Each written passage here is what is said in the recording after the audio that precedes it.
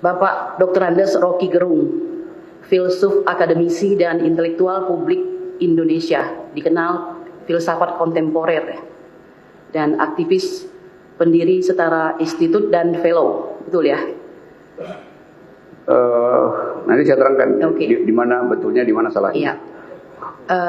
Saudara ahli, ada filsuf Amerika, tapi saya lupa namanya, di-quote oleh Bapak Karni Ilyas dalam acara ILC. Dia menyatakan bahwa keadilan itu bukan milik semua orang, melainkan milik para pencarinya. Kami berada di sini mencari keadilan. Ada sebuah peristiwa tadi sangat menarik ya, terpantau oleh saya. Ketika Anda baru akan memberikan kesaksian sebagai seorang ahli, JPU menolak Anda dengan mengatakan bahwa kami menolak kesaksian daripada ahli, dan itu berarti oleh hakim dikatakan Anda mungkin tidak menggunakan itu gitu untuk bertanya dan sebagainya. Sementara kami menggunakan katakanlah keahlian Anda, kami andalkan di sini untuk bersaksi berdasarkan keinginan Anda untuk bisa membantu klien kami lepas dari jerat hukum. Saya kira kita dalam kondisi fight yang fair dalam hal ini, kan begitu. Sementara posisi hakim dalam hal ini ada azas yang mengatakan ius curia novit. Setiap hakim tahu akan hukum sehingga harus mengadili setiap perkara yang diajukan kepadanya. Jadi tidak bisa kita mempersalahkan hakim. Saya lanjut lagi, karena terus terang untuk mengerti bahasa Anda ini, saya harus cerdas, dan saya tidak secerdas Anda begitu. Saya minta bantuan dengan Profesor Aceng sajalah. Prof. Aceng tadi mengatakan, Edi Mulyadi menyatakan tempat jin buang anak, itu sesungguhnya dia sedang berbicara kepada penggagas IKN. Dia tidak bicara kepada masyarakat Kalimantan.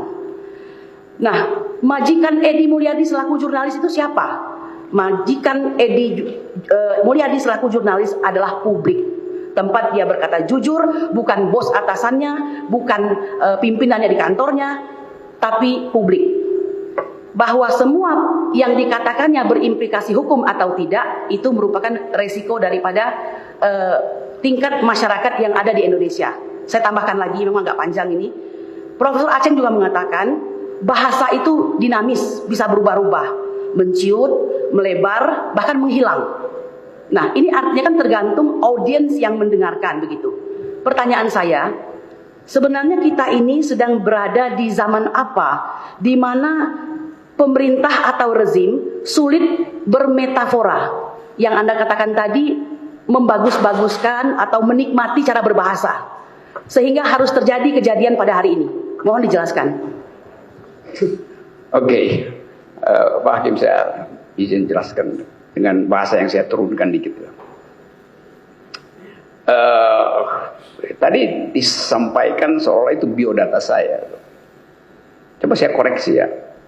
Biodata itu tidak mungkin lengkap. Biodata hanya lengkap ketika orang itu justru sudah meninggal. Jadi kalau Anda tanya biodata Pak Rocky apa? Saya bilang nggak ada, karena saya masih hidup. Biodata itu milik orang yang udah mati itu.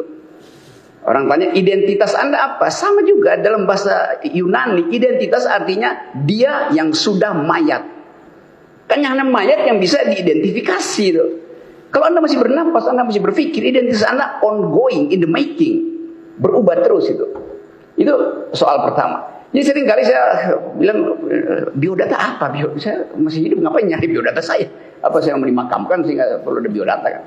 Tapi saya tahu itu keperluan administrasi pengadilan, oke. Dan kalau akhirnya Anda bisa temukan bahwa misalnya saya tuh lulusan S1, sungguh-sungguh tuh. Saya pernah kuliah di 5 fakultas itu, DO semua itu. Serius, DO semua. Kecuali 1, filosofi itu. Karena saya merasa, saya pernah belajar fakultas teknik. 2 semester saya sudah bilang saya tahu fisika. Saya bisa belajar sendiri. Ngapain saya nyari ijazah di situ? Saya pernah belajar fakultas hukum UI itu. Dan saya anggap 4 semester cukup tuh, saya tinggalkan. Saya pernah belajar di fakultas hubungan internasional FISIP. 4 tahun saya tahu, saya tinggalkan itu. Saya pernah belajar di fakultas ekonomi. Jadi saya punya 5 jaket mahasiswa. Dan saya hanya selesaikan 1 karena hanya itu yang saya anggap bisa mewadahi keingintahuan saya, itu filosofi itu. Lalu saya mengajar. Lalu saya mengajar dari S1 sampai S3. Lalu orang protes. Kenapa Anda mengajar? Hanya pada orang yang minta saya mengajar. Kan itu kan. Jadi itu poinnya tuh. Karena orang anggap bahwa keahlian itu ditentukan oleh ijazahnya tuh. Google aja. Perusahaan-perusahaan besar itu nggak peduli Anda punya ijazah apa. Dia Google dan dia tanya kapan Anda pernah bertengkar di pengadilan misalnya tuh. Itu intinya. Karena orang mau dapat sensasi bahwa dia menguasai sesuatu. Itu yang sering saya sebut. Kalau Anda punya ijazah itu tanda Anda pernah sekolah, bukan tanda Anda pernah berpikir. Itu bedanya. Ada profesor, kemarin rektor Universitas Lampung itu ditangkap KPK karena jual beli biaya masuk kuliah. Jadi bayangkan, yang salah bukan cuma rektor yang profesor doktor, tapi juga orang tua si mahasiswa yang menginginkan anaknya jadi koruptor.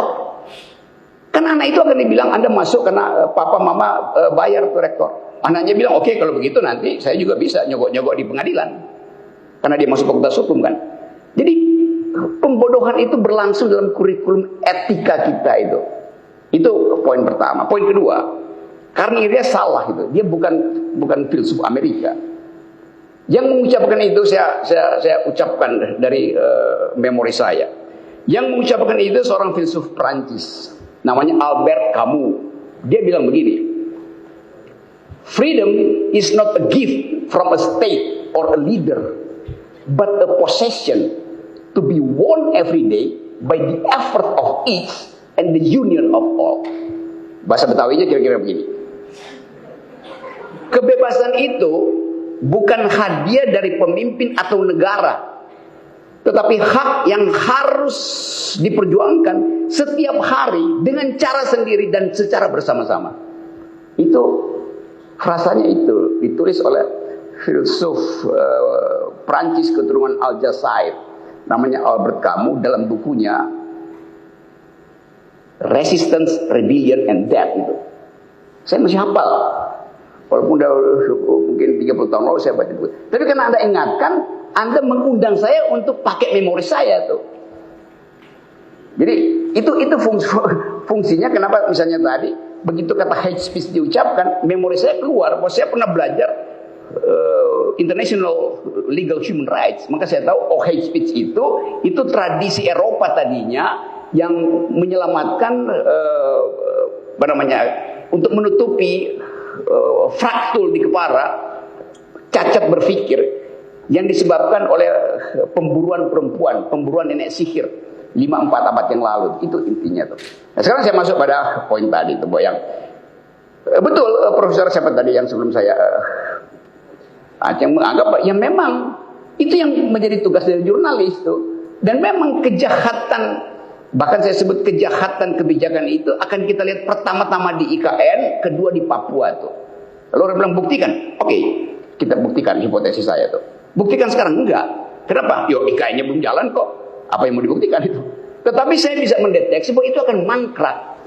Kalaupun dia sukses, saya akan bilang itu salah karena itu akan mengusir burung dari Kalimantan. Itu akan meningkatkan kebisingan. Burung itu nggak bisa bercinta kalau bising. Bayangkan misalnya IKN selesai, lalu ada lapangan terbang di situ. Semua private jet setiap hari 100 private jet masuk ke situ. Burungnya stres, burungnya kabur.